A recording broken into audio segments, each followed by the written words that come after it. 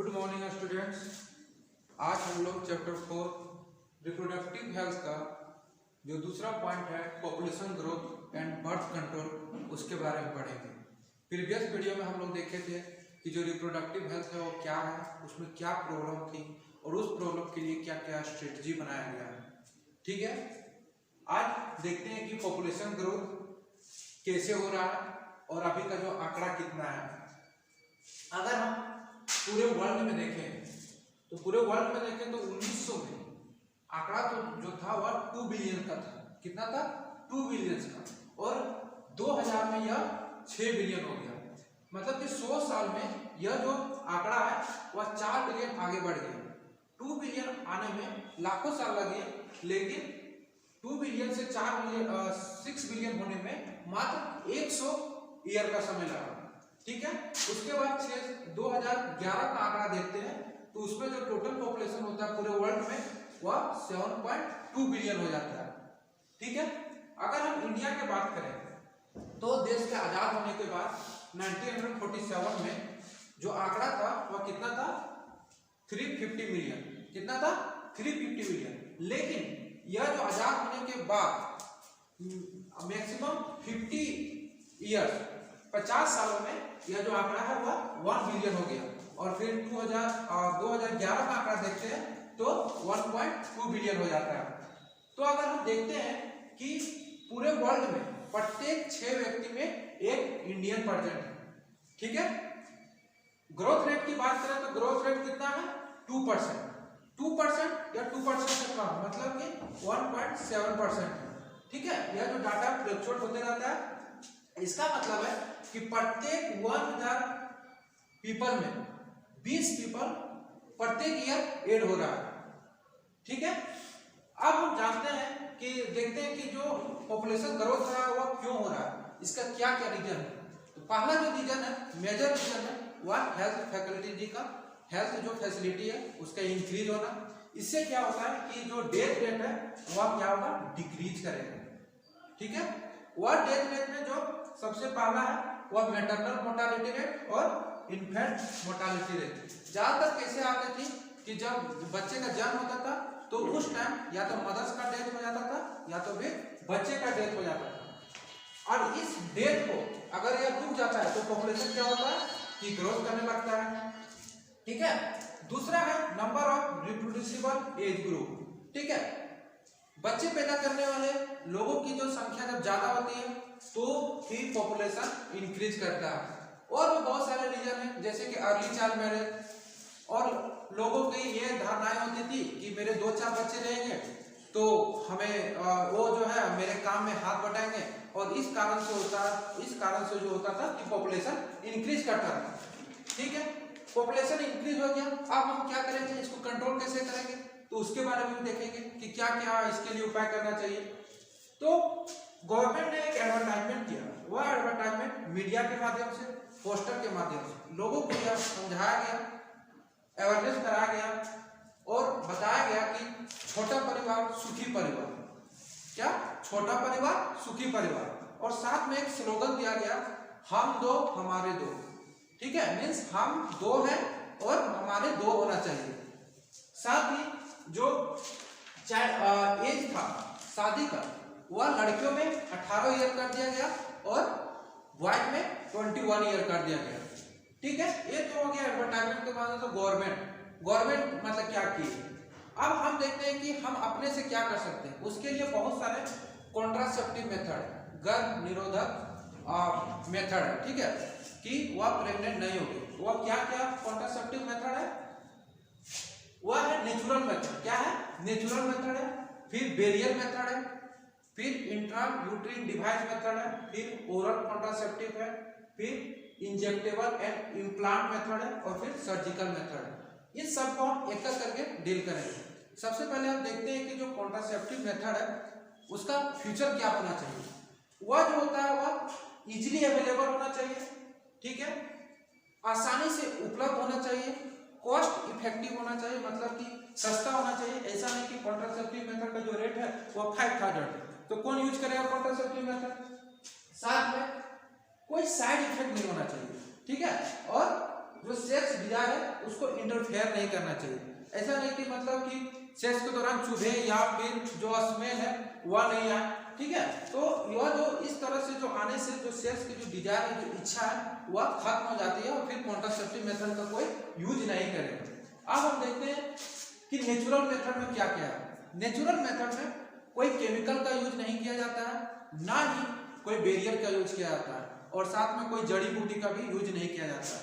इसमें सिर्फ नॉलेज का यूज किया जाता है। वह क्या क्या इसमें किया जाता है? तो पहला है विथड्रॉवल मेथड, सेफ पीरियड और लैक्टेशनल एमनोरिया। विथड्रॉवल में क्या किया जाता है कि जब कपल आपस में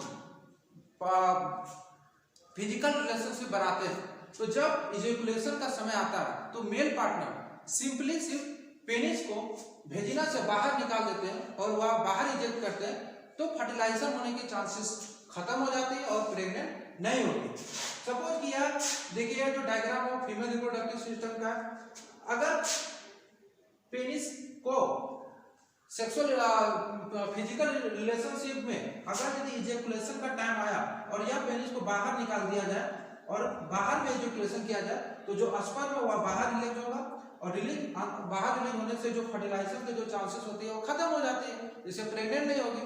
दूसरा क्या है कि सेफ पीरियड, मतलब पीरियोडिक अब्स्टेंसेंस, ठीक है। इसमें क्या होता है कि महिलाएं का जो पीरियड होता है कितने दिन का होता है? वह 28 डे का होता है, ठीक है।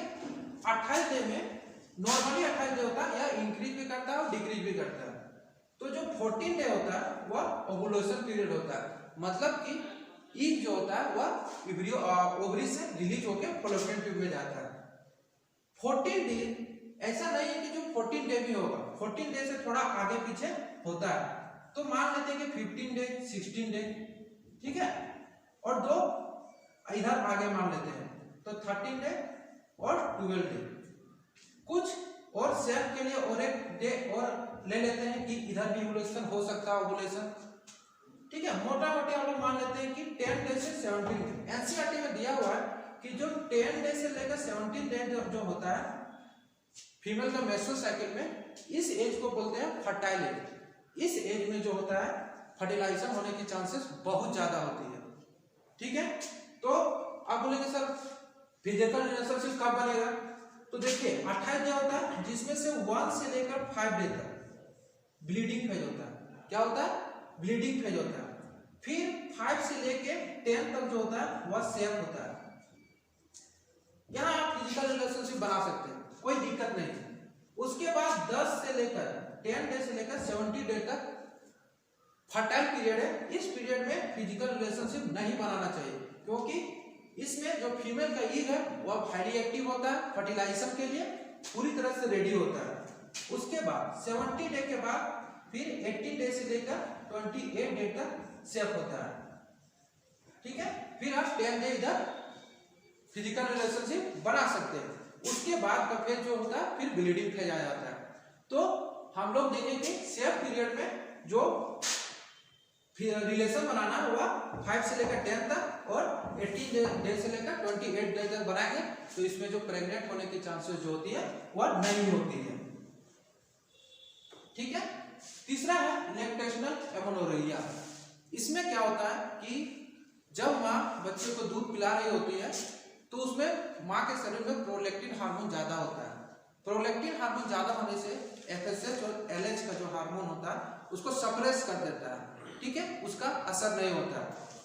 इस एज में यह जो टाइमिंग होता है, इस लैक्टेशनल का जो टाइमिंग होता है वह बहुत दिनों तक रहता है। लेकिन अगर इस एज में अगर हम फिजिकल रिलेशनशिप बनाते हैं तो प्रेग्नेंट होने की चांसेस नहीं होती, लेकिन एक लिमिट समय के लिए। कितने देर तक के लिए? लिमिट समय, वह जो है समय 6 मंथ है। अगर आप 6 मंथ तक बच्चे के जन्म होने के बाद अगर 6 मंथ तक आप बिना कोई मेडिसिन लिए हुए अगर फिजिकल रिलेशनशिप बनाते हैं तो उसमें प्रेग्नेंट होने की चांसेस कम होती है। तो हम लोग नेचुरल मेथड देखें, क्या क्या देखें। पहला जो विथड्रॉवल मेथड, जिसमें से अगर मेल जो होता है वह रिप्रोडक्टिव ऑर्गन पार्ट्स अगर रिलीज कर दे तो इजैकुलेशन के साथ तो प्रेग्नेंट नहीं होगी, फर्टिलाइजेशन नहीं होगा। दूसरा सेफ मेथड देखे और तीसरा लैक्टेशनल मेथड देखे। उसके बाद हम देखते हैं बेरियर मेथड। बेरियर मेथड से ये ऐसा नहीं लगता है कि रोक देना, बेरियर लगा देना, ठीक है। तो बेरियर मेथड में दो तरह के बेरियर होते हैं, एक फीमेल और एक मेल।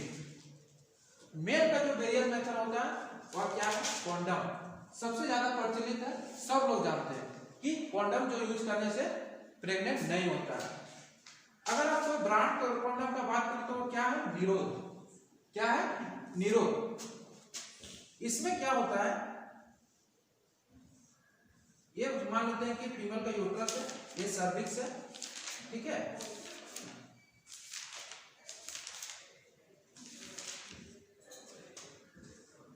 मेल का पेनिस है, यह जो पेनिस है इसके चारों तरफ यह जो कॉन्डम होता है इसको लगा दिया जाता है, ठीक है। सेक्सुअल इंटरकोर्स हो रहा है, फिजिकल रिलेशनशिप बना, और जब इजैकुलेशन होगा तो जो स्पर्म होगा, मेल गैमेट होगा, वह कहाँ रह जाएगा, वह जो होगा वह कॉन्डम में ही रह जाएगा, यह कॉन्डम में ही रोक लेगा, और यह जो गैमेट है वह फीमेल रिप्रोडक्टिव ट्रैक्ट में नहीं जाएगा, जिससे क्या होगा कि फर्टिलाइजेशन नहीं होगा, प्रेग्नेंट नहीं होगी। दूसरा फायदा कॉन्डम से क्या है कि जो वेजिनल फ्लूइड प्रेजेंट होता है, इससे कांटेक्ट आने पर, पेनिस को वेजिनल फ्लूइड के कांटेक्ट आने पर जो सेक्सुअल ट्रांसफर डिजीज होता है वह ट्रांसफर हो जाता है। लेकिन जब यहाँ पर कॉन्डम प्रेजेंट है तो यह कॉन्डम की वजह से दोनों कांटेक्ट में नहीं आता है, जिससे कि जो सेक्सुअल ट्रांसफर डिजीज है वो भी ट्रांसफर नहीं होगा। तो हमारे साथ कॉन्डम लगाने से दो फायदा है, पहला कि जो डिजीज है वह ट्रांसफर नहीं होगा, और दूसरा प्रेग्नेंट नहीं होगी। ये होगा मेल में। फीमेल में क्या है कि फीमेल में भी फीमेल कॉन्डम होता है। यह जो कॉन्डम है फीमेल कॉन्डम, यह महिलाओं के भेजिना में सिंपली लगा दिया जाता है, ठीक है। महिला के भेजिना में लगा दिया, इसे लगाने के लिए कोई डॉक्टर की आवश्यकता नहीं होती है, कोई नर्स की आवश्यकता नहीं होती है, या अपने ही यूज किया जाता है। इसमें क्या होता है, लगाने के बाद पेनिस इंटर किया, जब इजैकुलेशन हुआ तो जो वह गैमेट है वह फीमेल कॉन्डम में ही रुक गया, ये भी आगे नहीं बढ़ने दिया, ये भी एक बैरियर का काम किया, ठीक है। और इसमें भी जो डिजीज फैलने की जो चांसेस होती है वह नहीं होती है, ठीक है। उसके बाद हम देखेंगे कि उसके बाद क्या है, डायफ्राम है, सर्विक है, और सर्वाइकल कैप है और वॉल्ट कैप है। डायफ्राम, सर्वाइकल कैप और वॉल्ट कैप एक ही तरह के होते हैं, लेकिन सिर्फ जो उसका शेप होता है वह डिफरेंट होता है। यह जो कैप है वह सर्विक्स में लगा दिया जाता है, ठीक है। यह जो शेप है वह सर्विक्स में फिट कर दिया जाता है। इसके लिए आपको डॉक्टर और नर्सेस की आवश्यकता हो सकती है। इसके बाद जब गैमेट रिलीज होगा, इजैकुलेशन होगा, तो इजैकुलेशन होने के बाद जो गैमेट है वह कहाँ रह जाएगा, वेजिना में रह जाएगा, यह इंटर नहीं करेगा। इंटर नहीं करेगा तो प्रेग्नेंट नहीं होगी। लेकिन इसमें एक चांसेस बढ़ जाती है, वह क्या चांसेस है, डिजीज फैलने की, जो सेक्सुअल ट्रांसफर डिजीज है वह फैलने की चांसेस बढ़ जाती है।